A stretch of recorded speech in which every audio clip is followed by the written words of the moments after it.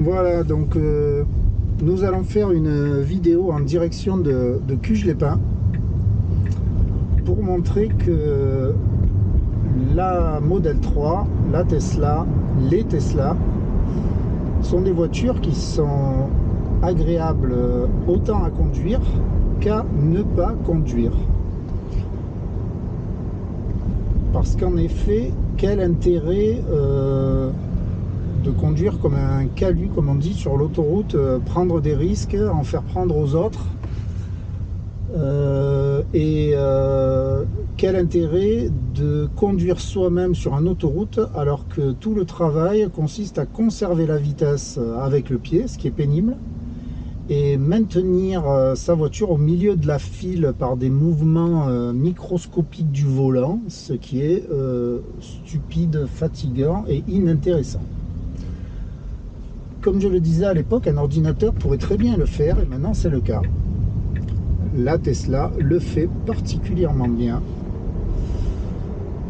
Donc on va juste se faire plaisir avec une petite accélération. Ça, c'est le plaisir de la Tesla, c'est de pouvoir s'insérer sans aucun problème. Même si une voiture arrive, on peut la doubler sur la file d'insertion. Petite accélération. Et voilà. Et voilà, on est à 90. Vous avez entendu le bruit du turbocompresseur. Et là, double clic, stabilisation. Et grâce à ma cale d'autopilotage, je vous renvoie à la vidéo qui en parle, je n'ai même pas, contrairement à ce que dit l'ordinateur de bord, à maintenir les mains sur le volant. Voilà, je peux faire ce que je veux, mettre mes lunettes. Par exemple, il n'y a pas trop de soleil, c'est pas une très belle journée, mais c'est pas grave. Je regarde mes voisins tranquillement. Voilà, là la voiture est à, comme vous le voyez, pas tout à fait 80, c'est limité à 90, stabilisation, elle se maintient au milieu de la file, elle voit qu'elle est en train de se décaler sauvagement, c'est pas grave. Et donc elle fait ses mouvements de volant quasiment invisibles, je pense que de la place où vous êtes, vous ne voyez rien. Elle fait ce qu'il faut pour maintenir la voiture au milieu de la file. Voilà, je le sens légèrement au niveau de ma jambe, ce qui permet d'avoir les mains libres grâce à la cale d'autopilotage. Voilà, je croyais avoir inventé quelque chose, mais en fait, a priori, c'est pas connu, mais l'idée est partagée. Voilà, donc on est sur la file du milieu, là, vous voyez, voilà, étant donné que la voiture de devant a accéléré, on est à 90. Et j'ai mis la distance de sécurité quasiment maximale pour ne prendre aucun risque. Voilà, donc on est sur la file du milieu. Certes, la théorie est de conduire à droite. Mais comme je le dis toujours, étant donné que je suis sur la file du milieu à la vitesse maximale autorisée, en théorie, personne n'est censé me doubler. Donc pour moi, je peux rester sur la file du milieu, même si c'est vrai que c'est pas tout à fait la règle.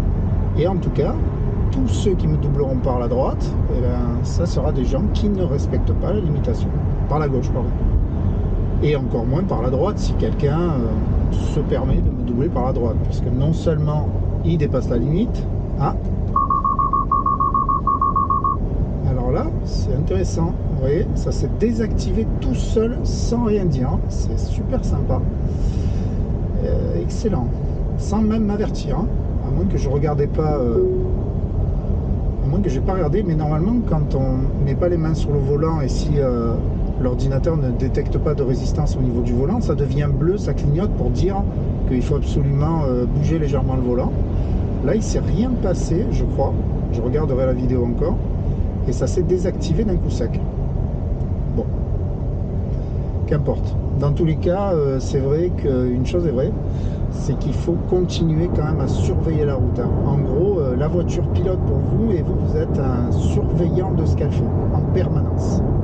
Voilà, un peu comme si vous êtes le moniteur de la conduite accompagnée de votre fille ou de votre fils. Il faut regarder tout le temps. Voilà, on ne peut pas se permettre de vraiment faire n'importe quoi, de ne pas regarder. Il faut jeter un coup d'œil. On peut lui faire confiance, mais il faut surveiller. Voilà, donc là, l'avantage d'être sur la file du milieu, c'est que moi, je vais tourner à gauche, là. En fait, je vais continuer sur cette file. Du coup, la voiture va continuer. Et va prendre la bonne direction. En direction d'abord de Gémenos, et ensuite, on va aller vers Cuges-les-Pins. Voilà, donc là, il y a la file de droite, bien sûr, hein, la voiture ne la prend pas.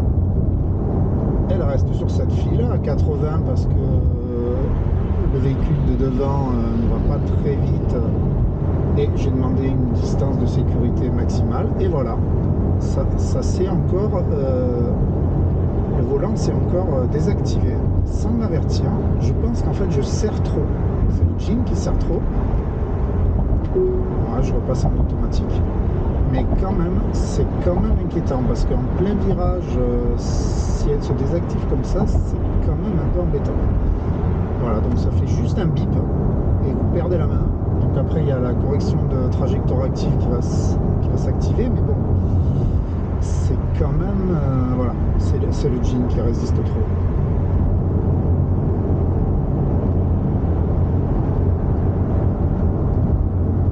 Donc après il faut doser avec la cale.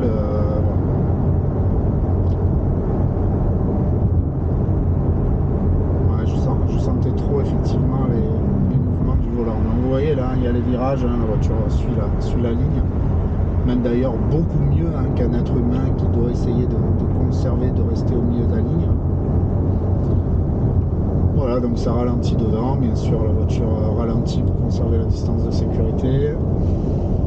Ce qui ne convient pas à mon voisin de gauche qui a besoin de doubler. Et donc on va sortir sur Gémenos là. Donc là j'enlève ma cale. Je touche plus le volant donc bon, elle va râler. Lui bientôt il est sur un fil d'arrêt d'urgence. Là je mets le clignotant. Ça désactive la conduite autonome mais ça conserve la stabilisation de vitesse. Du coup c'est limité à 70. Elle est à 80. Elle ne voit pas le 70. Donc elle reste à 80. C'est pas vraiment gênant. Ici les gens en fait font du 90 sans aucun problème. Moi je vais quand même descendre en 75. Ça c'est un super truc de la roulette. Si on fait doucement c'est 1 km par 1. Et si on fait rapidement la roulette c'est 5 km par 5. C'est extrêmement bien pensé. Donc je reste à 75. Vous voyez, on voit une... Ah non, elle s'est remis à 90. Hyper sympa. Vraiment plus correct. Donc 85, 75. Je suis à 75, je me fais doubler sans aucun problème. Et là, on va enlever complètement le stabilisateur de vitesse et on va prendre plaisir à conduire la voiture soi-même. Parce que là, on arrive dans une série de ronds-points assez amusants qui sont limités entre eux, non pas à 70 comme l'indique ce panneau-là, mais à 90. Et ça, mode autonome off. C'est très amusant. Donc lui il se prend pour un bus, comme vous le constaterez. Moi je vais rester sur la gauche parce que là je vais me faire plaisir.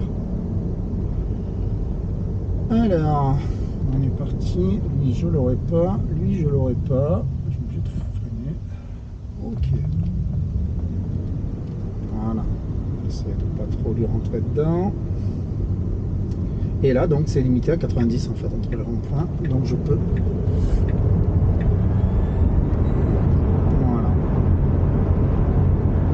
Doubler la voiture balai, on est à 90, on est parfaitement en règle avec le code de la route et vous voyez que c'est plutôt pas mal hein, sur cette route. Donc il y a un séparateur central, un double 90, mais 90 sur ces routes là c'est plutôt pas mal et surtout à la sortie du rond-point ça permet de bien balancer l'accélération. Donc juste je soulève, freinage régénératif malheureusement réduit à cause de la température un peu basse. Là je serre et lui on va le serrer aussi, clignotant, accélération.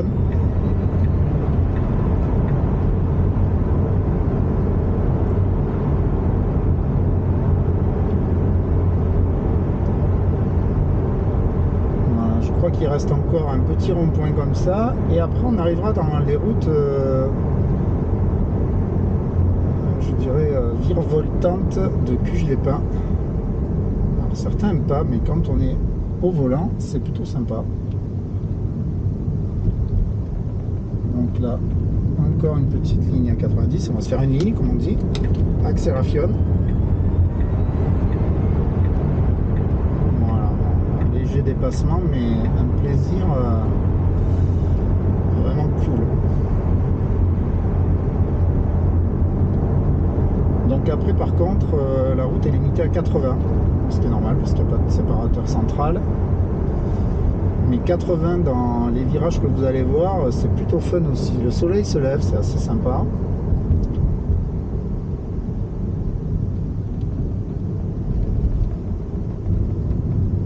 Voilà, donc là, bien sûr, j'ai l'accélérateur et le volant. C'est moi qui pilote et c'est moi qui prends du plaisir à conduire.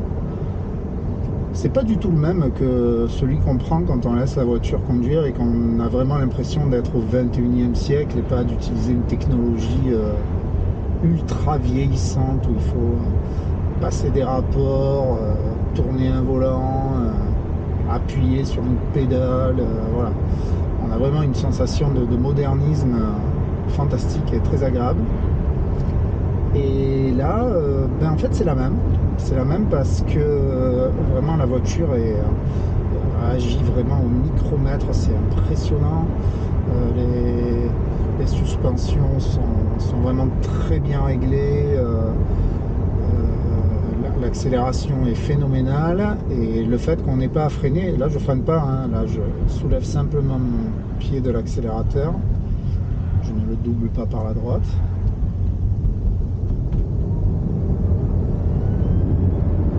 Voilà, petite accélération jusqu'à 80, on va rester dans les clous et on va quand même prendre beaucoup de plaisir dans ces petites routes. Sauf si on tombe sur un escargot, il y en a des fois, là c'est beaucoup moins marrant, mais sinon c'est plutôt pas mal, quoi, hein. Même mieux que sur un circuit en fait, hein. Parce que le circuit, on en a vite fait le tour, si je puis m'exprimer ainsi. Pas trop aimé, il faut que je m'écarte. Voilà, ça va pas vous péter que j'ai coupé la ligne. Voilà, donc bien sûr, là je ne me mets pas en stabilisateur à 80. Je pourrais, mais elle apprécierait pas les virages. Elle ne pourrait pas tenir des virages aussi importants à 80. Ça, c'est pas possible. Mais moi, je peux. Donc là, lui roule à 75, ça va à peu près. On va mettre l'anti-buée parce que peu de buée. Voilà, donc les virages pendant 4 km, comme nous dit cet indicateur, qui ne veut pas dire attention serpent sur la route, comme le disait ma fille quand elle était petite. Donc là, lui, il prend le virage à 50. Donc moi, non. Voilà, en 90, c'est un peu rapide. Bon, effectivement, on ne peut pas le prendre à 80 non plus, il ne faut pas pousser. Voilà, là je lève un peu, ça freine et je peux repartir. Malheureusement, vraiment, là, le freinage régénératif est vraiment limité. C'est dommage, il est beaucoup plus puissant d'habitude, mais j'aurais dû préparer la voiture. Ça, c'est une option.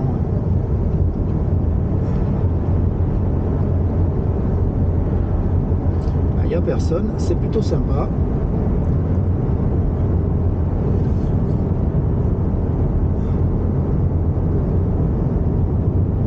Voilà, donc 80 dans ces virages, c'est vraiment fun.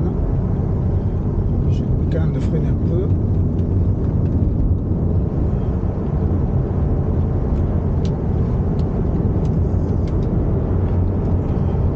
Des choses qui bougent à l'arrière, je sais pas ce que c'est, j'ai pas trop le temps de regarder. Voilà. J'ai pas freiné une seule fois en fait, hein. Je freine pas du tout. C'est le freinage régénératif. Là, je peux encore, je regarde, personne. On va couper le virage. Ici, un petit coup de frein là quand même, c'est obligatoire vu la vitesse. Ok.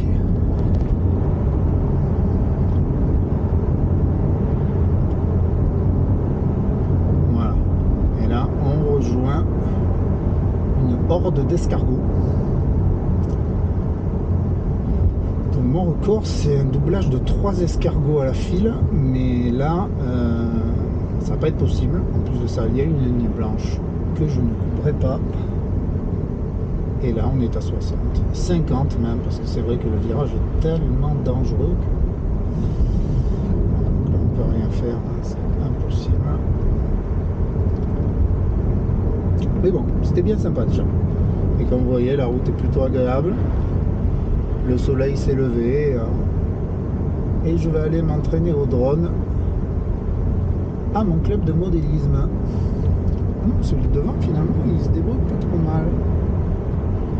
De toute façon, là, je peux décemment pas le doubler. Il faudrait que j'aille vraiment beaucoup plus vite pour le doubler. Ça serait pas très raisonnable. Puis bon, on est à 70 sur 80, on va dire que c'est pas mal. Bien sûr, il freine dans les virages parce que c'est vrai que c'est indispensable, sinon il se serait probablement accidenté. 2 voitures devant nous, une autre modèle 3 blanche, vraiment aucune originalité. Voilà. Donc bien sûr, dès qu'il y a un virage, je me rapproche. Là, on peut rien faire. Là, c'est toujours 80 avant l'entrée de Cuge des Pins. On peut des fois faire une dernière petite accélération pour le plaisir. Mais là, ça va vraiment pas être possible. Mais voilà, dans cette vidéo, vous avez vu qu'on peut donc prendre un très grand plaisir à ne pas conduire la Tesla et aussi prendre un très grand plaisir à la conduire. Voilà, c'est tout pour aujourd'hui. Rendez-vous sur une autre vidéo de Tesla 360.